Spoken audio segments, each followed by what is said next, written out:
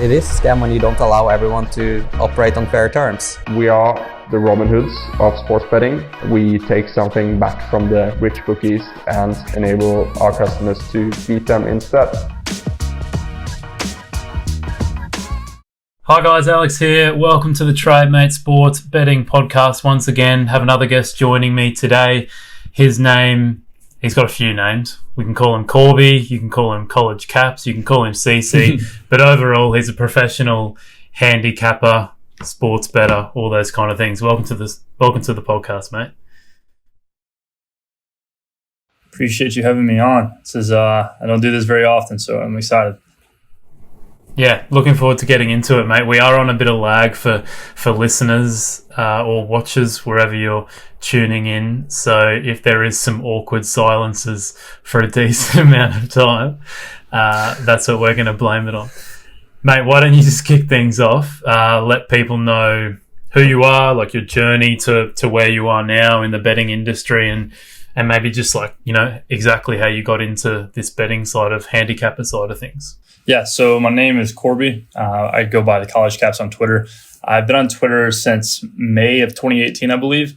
And I've made my presence known through Twitter, just kind of being the guy that cherry picks and tries to learn off other people in the industry and just learn as fast as I can. I'm a big advocate of learning from other people will exponentially grow your knowledge much faster than you can ever learn anything by reading or anything like that. But in short, this has been a very weird journey. So I was actually 4 years ago in engineering school at a school in Alabama. Alabama doesn't even have legalized sports betting. More or less, I am in engineering school. So this was never even an idea 4 years ago. And in engineering school, we had a class, there was a software class, and my project was given to me is try to project the score of a baseball game as close as you can by the time the final project is over. It was just a simple like Python type class basically. And I got so in-depth and fascinated with this idea of using statistics to be able to predict the score of a game. And that kind of opened the door. I had never even heard of handicapping of that whole idea. I had played sports. I have a lot of D1 friends. So I know how sports work, like the depths of sports. But it opened my eyes to this whole idea of being able to project final scores. And so 2 years of trying to refine that, just learn the importance of certain metrics in sports. And then 2 years of just annoying people that are so much smarter than me and trying to learn everything that I can. And that was the 4 years. And now here I am. So we've made it here. I'm still learning every single day, but I feel like I have a solid basis on my hands. Yeah, how did you enjoy making a model out of, basically no experience in sports betting? Like, what were the results like of your first model? They were terrible. I believe we used it to project the score of all World Series since like 2000. And so it was easy to manipulate the model to find the right answers. And that got me an A in the class. But there was no like actual statistical basis behind it. And so it wasn't that model in particular. It was just the idea of making something that could get me to the next point. That model was just a door opener. It was nothing by any means. And I've come a long way. My software teacher would be a lot happier with me now for sure. Would you say, like, overall it sounds like, you know, nagging people on Twitter all the time and always looking to learn more and more and more, and not necessarily it's not like someone opened the door for you to get into the betting industry, if you know what I mean. Like, you kind of like opened up the doors yourself and tried. It wasn't like you had a friend or anything like that, or, you know, something like that got you into the industry. Like, would you say it's your like curiosity that's led to like where you are today? Yeah, so I'm actually a very big advocate of you can learn anything that you want to learn on the internet. I think the internet is the most underused tool still to this day. Even though people understand how good the internet is, I think that it's still undervalued. And yeah, that's all it was, is me taking the initiative to want to learn and find people that know more than you and be willing to drop yourself to the standard of asking those people that are smart and typically want other people to succeed. And there's not very many people that are just Debbie Downer, keep to myself, down to earth. I have found that when I reach out, if I can provide value to that person or show that I am listening to them, most people want you to succeed, so they'll teach you anything that they can. I think that the biggest thing was that just providing value. So when I would go to somebody, I wouldn't just be like, hey, can you teach me? I'd be like, hey, here's some information that I know that you don't know. Now, after I've given you this, can you teach me a little bit about XYZ, like whatever you want to learn at the time? So I know one of the biggest role models, I guess you could call them, or advocates that have helped me. I brought him injury reports for college football. I probably gave him 10 or 12 really big key injuries that he didn't know that I was told from sources that I have. And so I helped him make money. And then I was like, hey, can you teach me about this specific topic? And we were on like a 5-hour phone call. And that was like the most exponential day of learning. I remember that day. I have 10 pages of notes from that day. So just that type of idea of always being persistent and asking. I think anybody will teach you anything if you provide value to them. Yeah, you just mentioned having your own sources that would provide you with injury news or anything like that. Are they friends and family, or just random relationships you've been able to build over time? Yeah, so I was lucky enough to have a whole bunch of friends growing up that ended up playing college sports. And so I've made connections not only with them, but they have friends of friends that know me that are sources. And as well as that, I have built a pretty big list of teams and people that can help throughout many sports. Just like it becomes so random that it's hard to explain to people. So like the first example that comes to my head is this year. I don't know how much college football you watch, but Pittsburgh's quarterback was the number one quarterback in the nation. And I got a text from a number I had no clue who it was. And it was a picture of Kenny Pickett on a hospital bed about to go into surgery. And it wasn't announced that he had surgery. And it was the EMT from a hospital that was like, hey, I'm a big fan of yours. Kenny Pickett's having surgery. Nobody knows about it. And so it's just like those are just connections that I got so lucky with. And that line went from a football game, our football, not y'all's football, went from, I think it was 6 to 13. So like doubled. And it went from a touchdown to 2 touchdowns basically. And so just that type of information is so huge. And as many sources as you can find of that, those beat models every day of the week. So yeah. I mean, that's easily, if that's even a word, the easiest way to see the lines move and stuff like that, just late news. And I was just talking to a fella on the podcast a couple of weeks ago called Tony Alvarez, and he basically just makes a living off getting team news from journalists. He used to be a journalist, so he's able to trade out even before the game starts. It's news that moves the market that much. So yeah, it's the example we use the most often with Trademate Sports too. Like the easiest way you can make money from sports betting, probably, but acquiring that information can be very, very tough at the same time. What is it like? Like the average age of this podcast has just gone down by a lot, mate. Having you on, like, what's it like having someone like? Do you get any fallback from like being as young as you are? I'm not sure exactly how old you are, but you obviously look a lot younger than the standard person we get on the podcast. Like, do you get like lots of people questioning your age? Because people probably just look at you and think, geez, that kid, looks about 21. Like, how on earth does he know all these things about sports betting? You know what I mean? Yeah, so I actually am 24. I turned 24 Sorry, mate. 2 weeks ago. And I definitely get that a lot. I pride myself in the fact that I'm 24 years old, but my mental capacity is not 24. I think that my entire life I've been much older than my age, and so there are people that instantly just look me off, brush me off, and then anybody who has a hesitation that talks to me and we have any kind of conversation, it's typically okay. Age doesn't matter. He puts in the work. So that's the main thing for me. I want somebody to see my age, be hesitant, and be like, okay, never mind. It doesn't matter. It's just a number relative to how long he's been on the earth. I pride myself in the amount of time that I take on a daily basis to learn. And so, again, like how I was saying, the internet's the most useful place in the world. I've had the internet for my entire life. So I've used the internet always to learn everything that I know. And so I've multiplied my growth much more than most people that are old that didn't have the internet to learn with. So I'm confident in no matter my age, I know a significant amount. When you say you're like learning every day, like it's an interesting thing to say for someone who does this as their profession. Like, what kind of things are you learning? Like, are you learning things in terms of like updating your models, or is it like, you know, learning like terms in the betting industry or learning stuff about the markets? Like, what little pieces do you pick up on every day? Yeah, so I would say that it's not even particular to sports betting in general. It's just an overall learning every day, just trying to anything that's, if there's something I don't know or I don't feel confident in, I talk about it, or I try to learn it.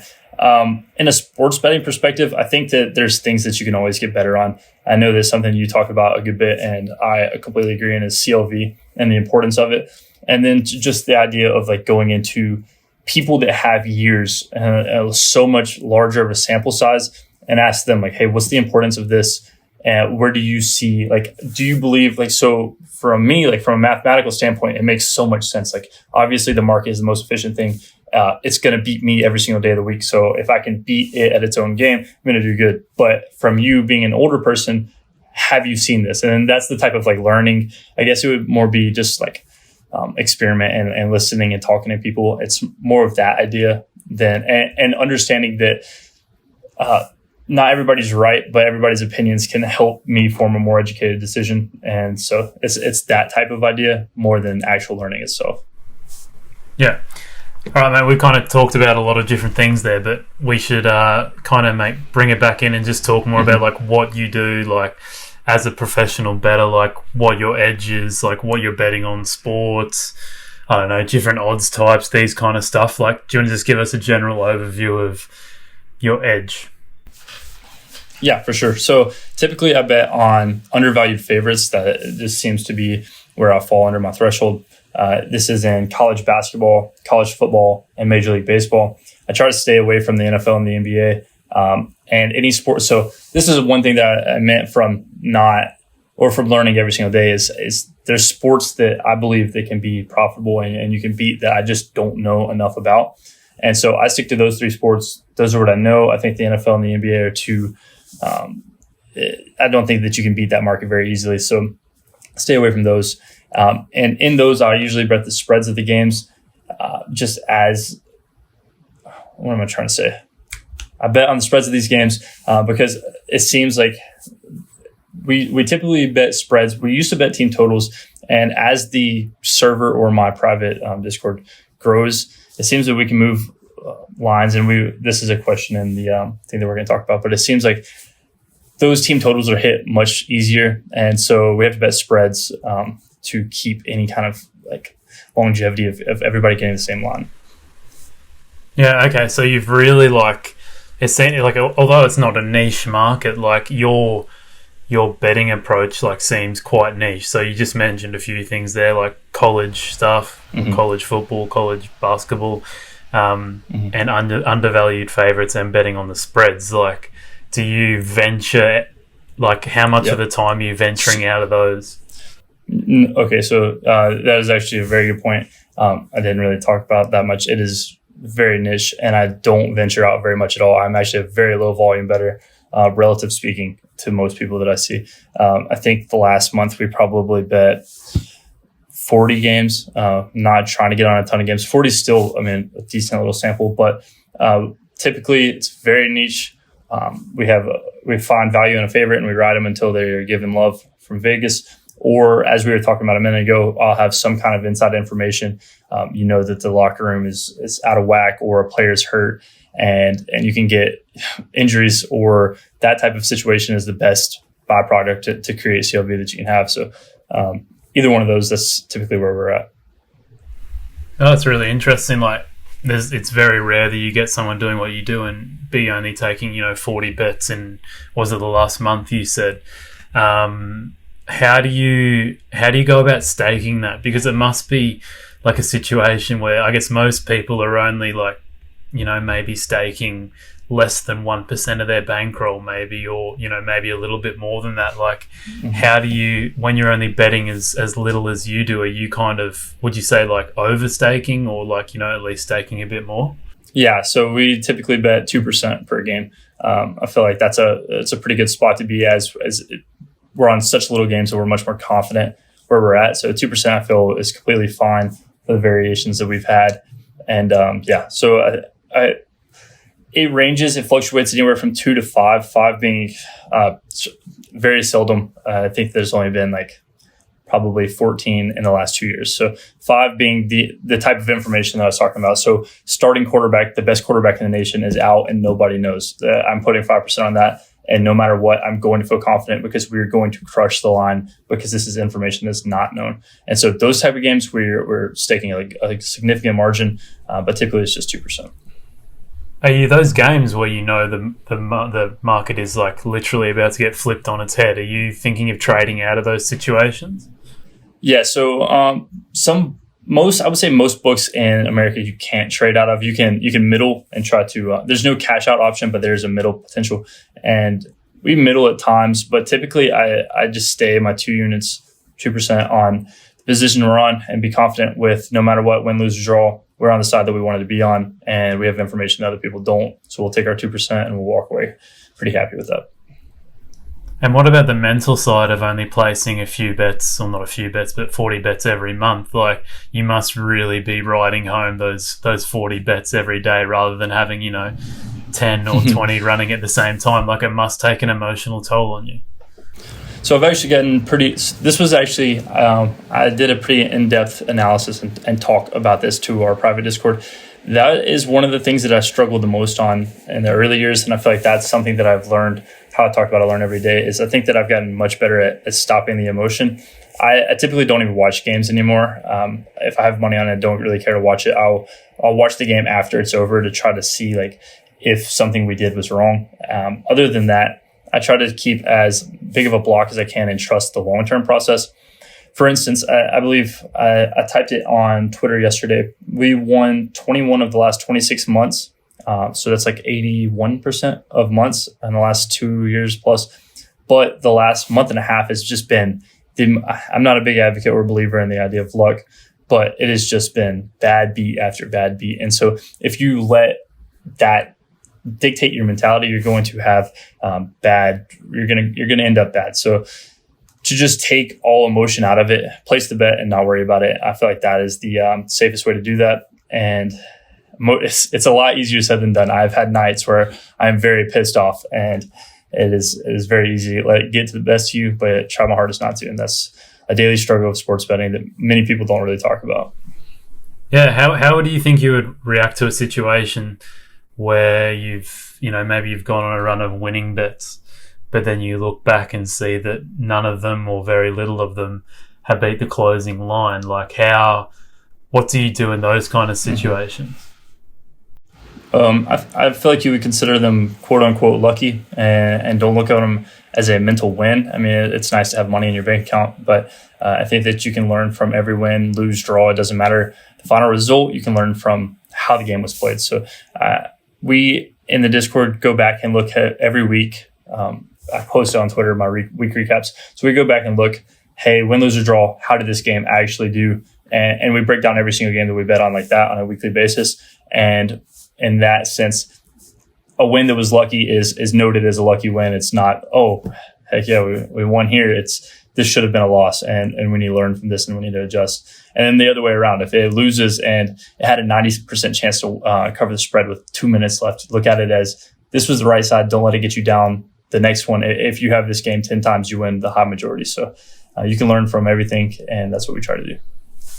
Yeah, is there a general closing line that you're following in the US? I've heard lots about BetCris, and obviously for soccer or football, whatever you want to call it, people are generally following Pinnacle. Like, is it different for baseball, basketball, America, or we call it American football? But is it kind of different, like closing lines for each sport?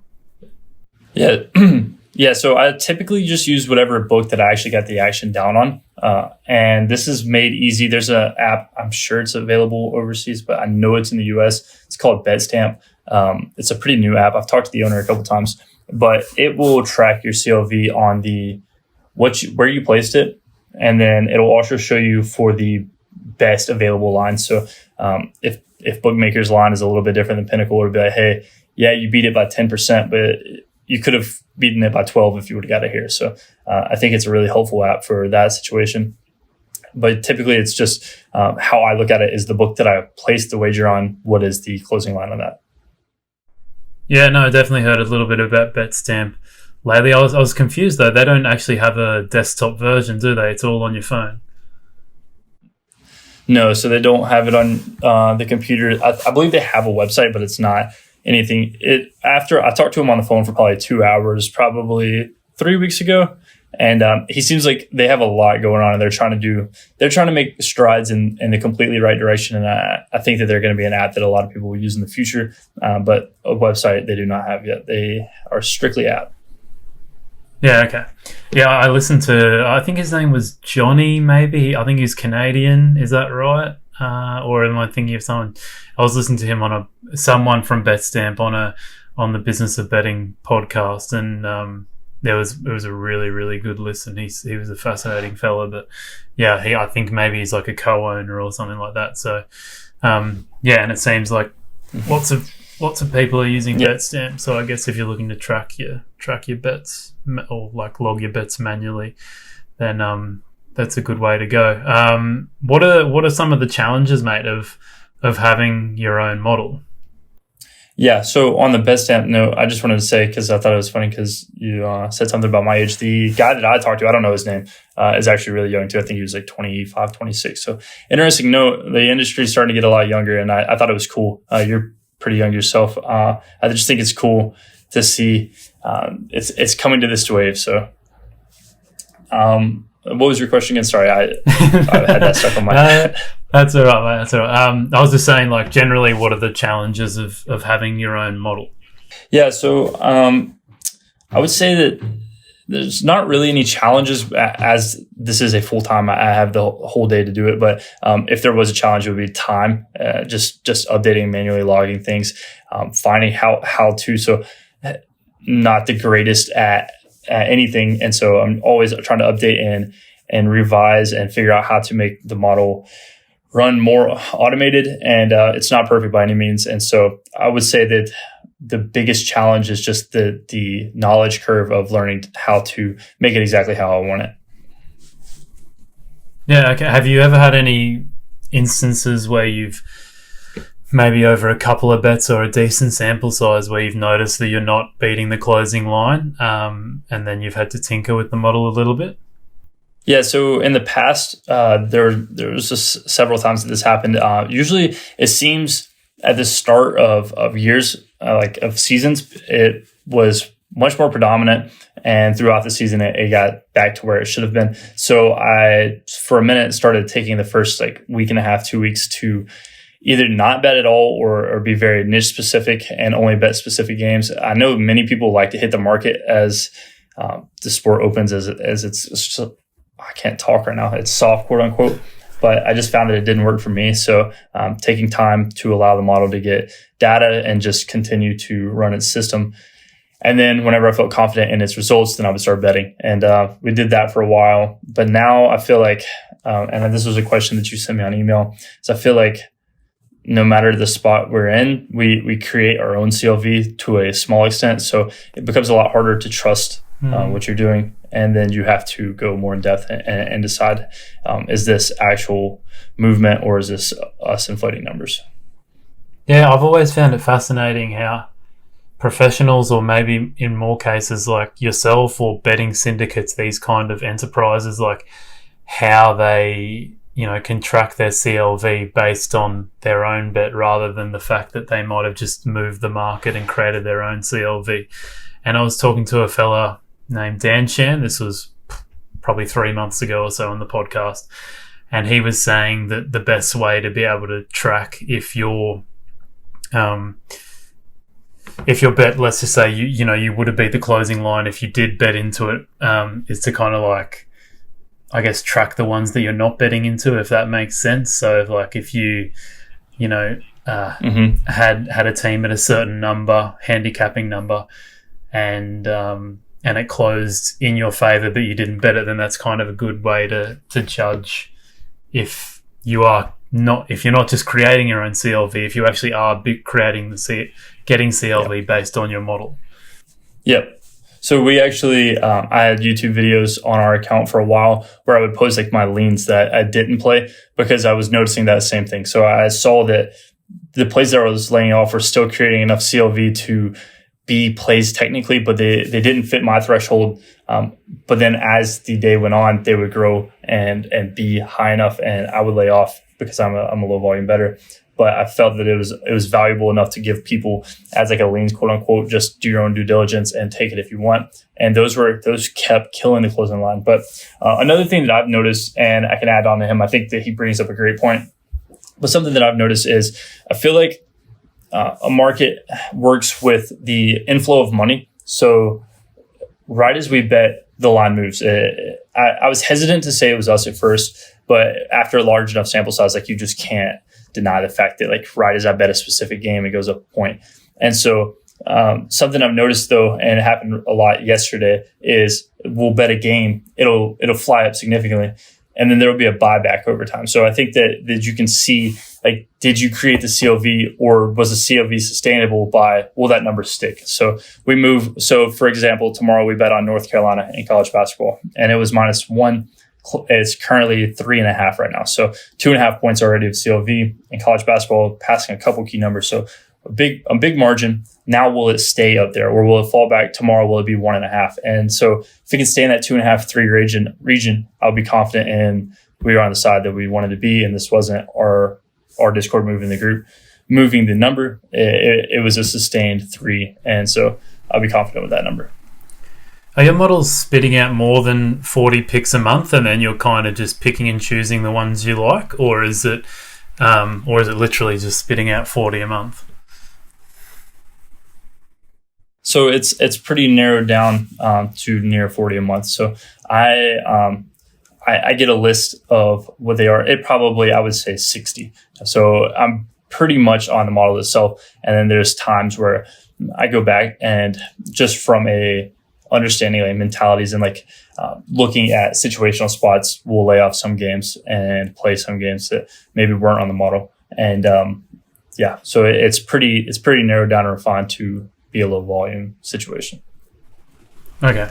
The efficiency of the market's like something that's really important to you. Like, how do you feel about the overall efficiency of the certain sports you're betting into and the certain markets that you're betting into? Like, are you, when you beat the closing line, are you just sitting there saying, yep, that means I'm going to be profitable long term? Or there's at some points where you're like, I'm not too sure about the market at the moment, because especially at the moment, it's a weird time to be betting. Yeah, that was my, when you asked that question, that was the first thought in my head. So in years past, I was 100% confident, couldn't be more confident in the market. I trust that Las Vegas knows what they're doing. And you can there's websites to see how the market has done in years past. I don't know if you've ever used killersports.com. It is a query that you can basically search how things do to the closing line. And I don't have the numbers in front of me, but let's just say in college basketball, college football, and the MLB, the 3 sports I bet, Vegas is about as good as it comes. So they were right at like 49.9% to the closing line. So you can't really think of yourself as beating Vegas too often. That said, this year,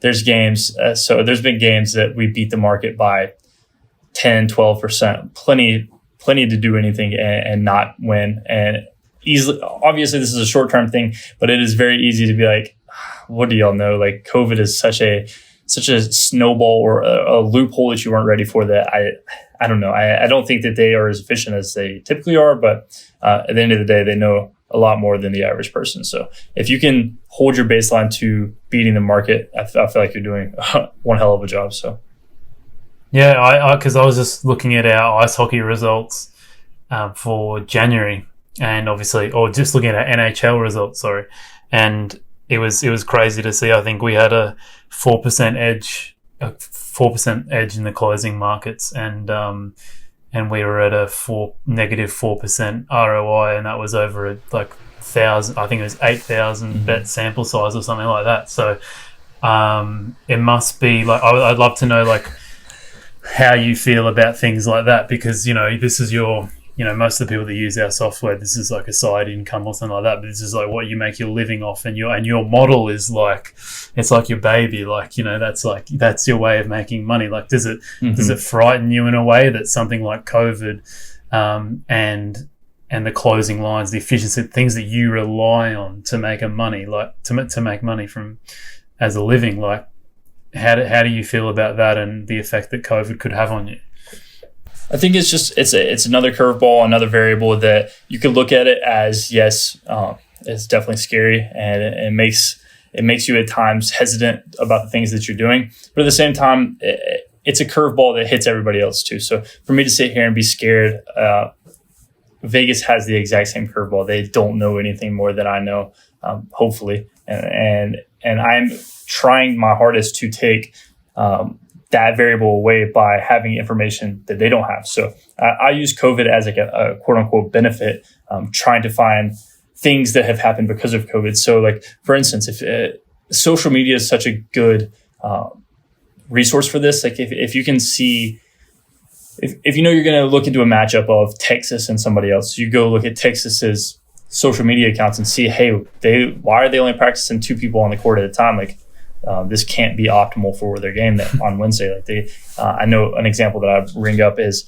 a team earlier this week only were able to have 2 people on the court, both wearing masks when doing drills. And so it's like, this obviously is going to affect their game, and Vegas isn't watching their Instagram stories. So this is something that I can try to take advantage of, and that has been the goal. It is a curveball that has sucked, and we're just trying to make it through it. So.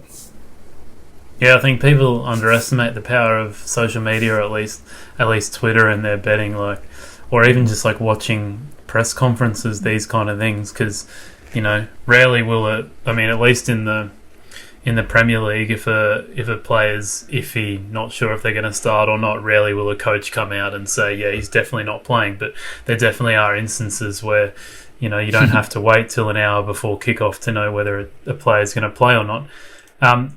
Mate, you've kind of gone with the model approach to your betting, and there's other approaches to betting, like reading the markets, or I guess it's also known as like the top-down approach. Have you ever tried that kind of method before, rather than having your own models?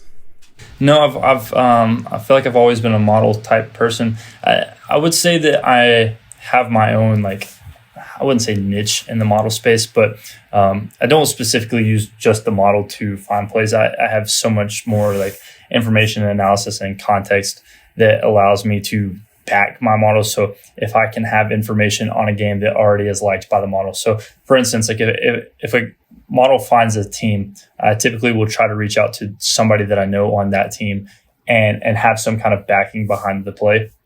And so it's not just data itself, it's also a confirmation bias from somebody that is on the team that we're going to bet on, not on the team, but somebody who knows the team that we're on. And so I feel like it is just like the extra step from modeling.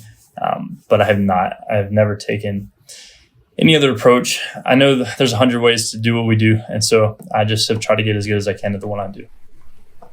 Okay, cool, mate. Let's move on to like your service, I guess you can call it, or I think you call it your Discord, or whatever name you want to throw at it. Like, why did you want to set that up? Because it's kind of rare, I guess, in a lot of cases for people who have found an edge themselves to be willing to give that away to other people too. Like, why do you sell your picks, I guess, is the best way of putting it. Yeah, so in the U.S., I cannot talk today.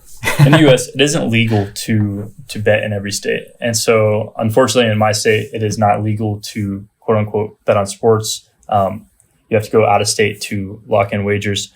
And so I can give information that I have worked for and built that we're talking about. I can give that as a real business entity. I have this written off as a real business that pays taxes. And so with it not being legal in my state, this was the most professional way to find income doing what I do. In that sense, we still get bets down, but to be able to show a real business and a real taxation. Also, the Discord, I don't know if you've seen the Discord app before. It's a it's not mine. It's a real company. But it is a very small fee to get in. So I feel like this small fee also lets the 99% of naysayers and annoying people that you just don't want to deal with. It is a small fee to keep those people out of what you do. And then that 1% that is willing to pay a monthly fee to get your information is there for a good reason. They want to learn. They want to take in the information that you're giving them. So we made a server on Discord so that we can give information. And it's not just like, hey, play this. It's, hey, play this. Here's why. And here's how you can learn from that. And so we have educational channels where you can talk, you can learn and have information. And we have a lot of smart people in there that I have learned from, and just more people throughout the industry that are learning every single day. So we're all talking sports on a daily basis, trying to learn. I don't know everything, and I don't feel like anybody knows everything. So we're in a server with 1,100 people trying to learn together on a daily basis and push each other to learn more. I know new people come in every day that are complete degenerates, and the hope is when they leave, they know a little bit more than when they came in. So. Yeah, and what about yourself in terms of betting it? Are you betting it before you release it on the Discord, or are you maybe just letting people have a go at it first and then you're betting afterwards? Like, what's the process for you then? Yeah, so usually I have a full write-up done for the play, probably 6 sentences, and just explaining why I like to play. And then I copy it ready to post. I lock in, and the minute I lock it in, I post it on Discord. So it's typically like a 1 to 2 minute differential. Will that change in the future? I don't know. We're having troubles. The Discord's growing exponentially, and it's a problem that I never really thought about or thought that would be a problem, and I am completely grateful that it is. But as we lock in plays, there's a big shoot up of a number, usually on a daily basis. So we're trying to figure out a way around that, but I just don't know how feasible it is. Also, you have to remember that I'm not betting on the direct market itself. I'm betting on locals. And so they'll use a UI that is similar to Bookmaker or Five Dimes or whatever you're using, but it's not actually Five Dimes itself. So yeah, okay. So are you able, like, if you're putting your bet down first, is it moving in a way that like your customers or whatever aren't able to get on the same price as you? No, so typically we've been keeping a track, and I don't have it in front of me, but I believe it's most people can get right at the same number if they bet within the first 30 minutes. You obviously have to shop on that. There's lines like, I know Bet Online this year in college basketball is ridiculous. So they will move lines. Like, I believe they move lines within like 20 seconds of my post. Like, as I post, right as I post, the line will move 1.5. And it's like, it's so ridiculous, but there are availabilities within 30 to 45 minutes, and then typically it'll go up like a point. And I tell people at that point, so at the bottom of the plays, I just have it scaled down. So if you can't get X number, play the worst number for a less percentage, and then if there's a buyback, you can grab more. So it's scaled down in the sense that I know that it's probably going to move. So if you're late to the action, grab this number then. Okay, and yourself, mate, what would you say, like, a percentage of your earnings, if you had to break it down into, like, you know, getting subscription fees versus your own betting? Like, what percentage would you say is distributed to both of those? Yeah, I would say that optimal speaking, I would like it to be 60-40, but currently it is not. I have the Discord has grown exponentially over the last few months. It has been mind-boggling how fast it's grown, and I just can't keep up with it from a getting action down standpoint. And so right now I would say it's more like a 70-30, maybe even 85-25 business over actual percentage winning. But over the last 2 years, it's been near 65-45, I would say.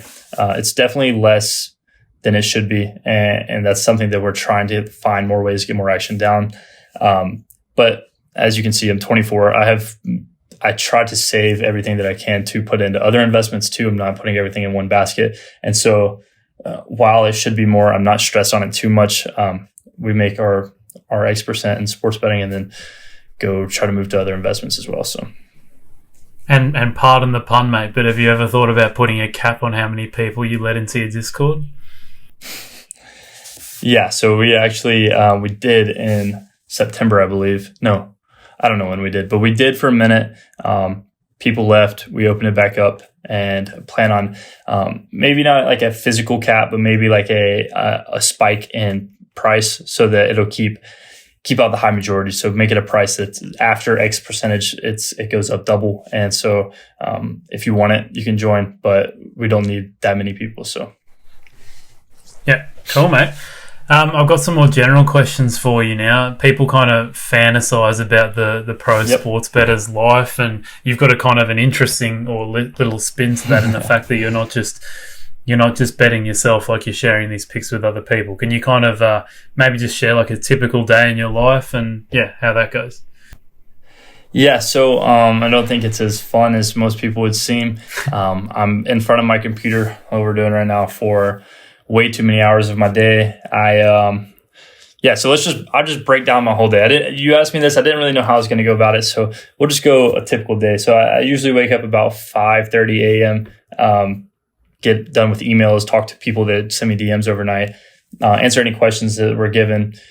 If we didn't post a play the night before, it'll usually be posted about 7:30 a.m. So I have to find and make sure that the line hasn't moved while I was sleeping. After that's done, it's about 9 or 10. I go to the gym, come back home, work on just several different things. We're trying to build out any kind of media company that we can. So we're growing a YouTube, growing a website. And so working on the back end of that, talking to people, trying to get more connections for sports from any team. So I just reach out to people that are, when I tell you, we reach out to as many people as we can. I will reach out to a team manager at a community college if I have to. So just finding people that I can DM and be like, hey, if you ever find any information, let me know.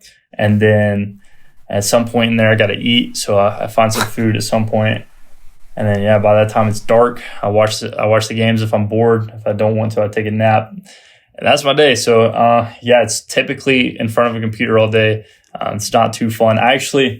I'm a big advocate of not splurging and saving your money, but I did splurge recently, and I pre-ordered a car that comes in 2 weeks, and I cannot wait. I'll have to show you on Twitter, but it is my biggest splurge ever. So then I'm going to be looking like the professional sports bettor life that everybody wants to live, but it's not that. It's just me wanting to have something that I enjoy on a daily basis.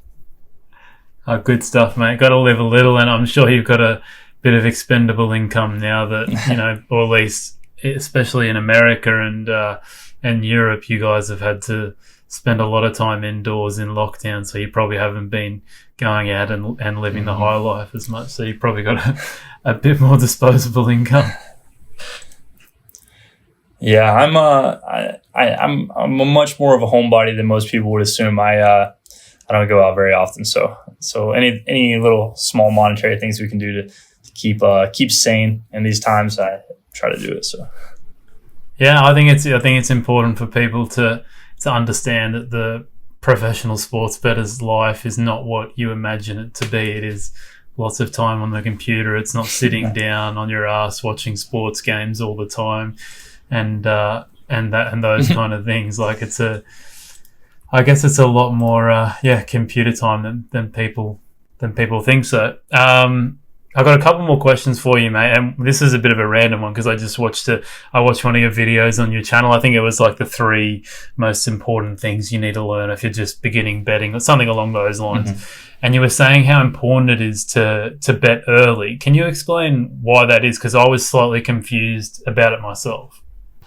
Yeah, so that is a very broad statement, I would say, but for the fact that what I was talking about is find a niche and beat the market to that niche. So for instance, opening lines are typically the softest lines you're going to find if you're betting a favorite that moves in that way. So if what you're doing is getting closing line value, like if you have a product that is going to get closing line value no matter what, you're better beating the market to that move. For instance, we're on North Carolina tomorrow. We bet it an hour after the line came out at 1, and it's already at 3 now. It was going to move that way, technically speaking, if I trust what I do. It was going to move that way no matter what if we didn't bet on it. So to be as quick to the bait as you can, it gives the market with less money in more time to grab money and move the way that it's going to move anyways. But this is a completely... I think that I rewatched that video, and I think that I said it in a way that wasn't logical, and I need to probably edit it. You can do the same thing. Like you can, if something's going to move, if you think that something's going to move one way, you can wait to the last second to take it if you're getting more points on the other side, if that makes sense. But either way, so like example, one second, I'm looking on my phone real quick because I'm curious the score. So one example, Duke and basketball. Oh, they ended up losing overall. So one example, we bet on Duke last night as early as we could bet on it because Duke is a public team. Everybody knows Duke basketball, and money is going to come in on Duke. So if we're going to bet on a team like that, we want to get money in as fast as we can. And we were right. So we bet it on at 8.5. It closed at 11.5. So crossed two really big numbers in college basketball, and completely happy with the move. I believe it moved 10.7% to the closing line. And you could assume that was going to happen because it is a team that takes a lot of money. And they ended up losing straight up. So doesn't help very often. I mean, it doesn't help very much. But yeah, so we beat the line by 7.5%. And just those types of situations, you know that the line is going to move one way. There was an injury report listed an hour after. So all fingers pointing towards Duke, and we got the best line possible.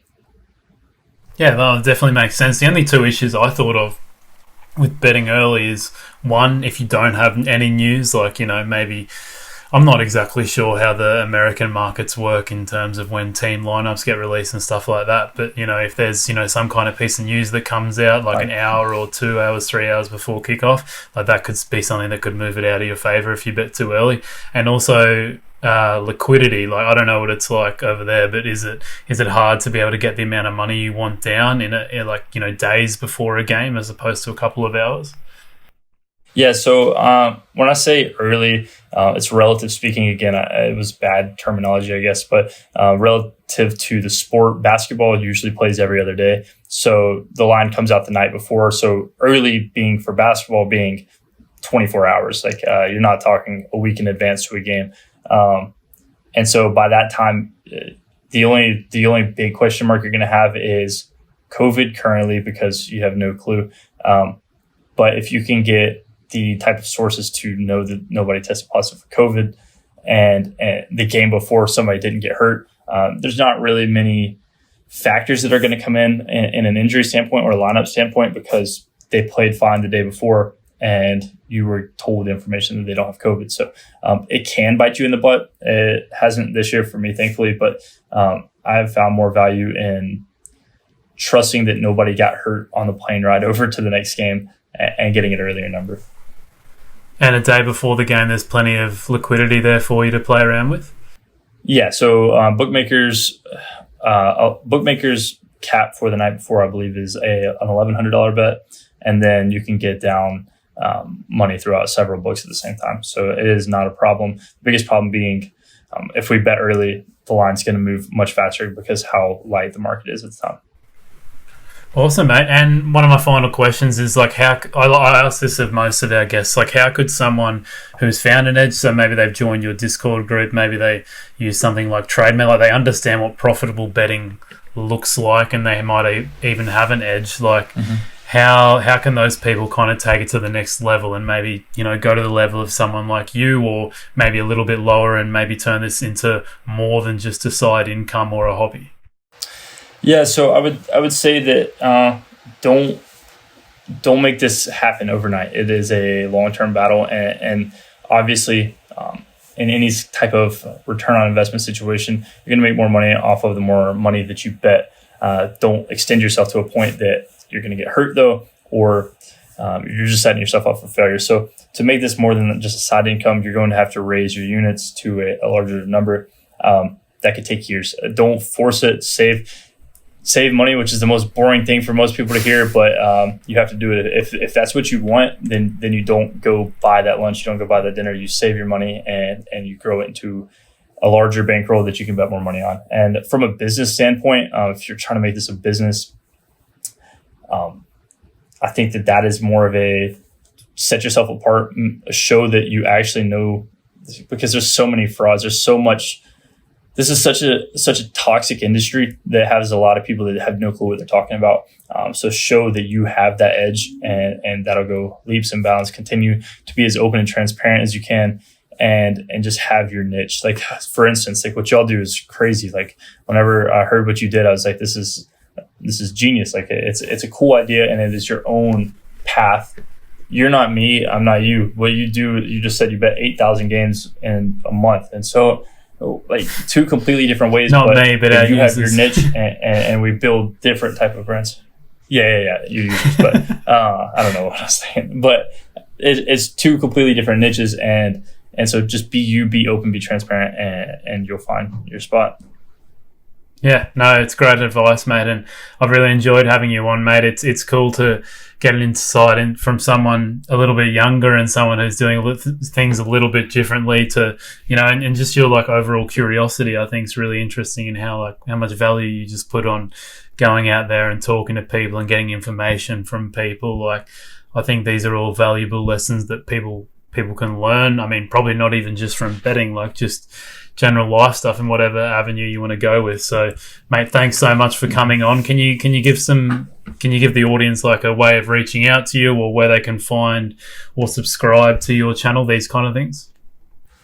Yeah, for sure. So on Twitter, I am the College Caps. On YouTube, we are Keep Betting, and we're going to make more content here in the near future. We have been MIA, and I have been struggling, but COVID has put a toll on a lot of things. So that is where we're at. And also, one final note, and this is just kind of on what you were talking about, the whole this could be brought to any process of life. I think that something that I've like prided myself on, and the idea of like what I do on a daily basis, is a quote from Corbie Bryant. I'm sure you know Corbie, in his book. It's if you want something enough, you will work every single hour of your day to get it.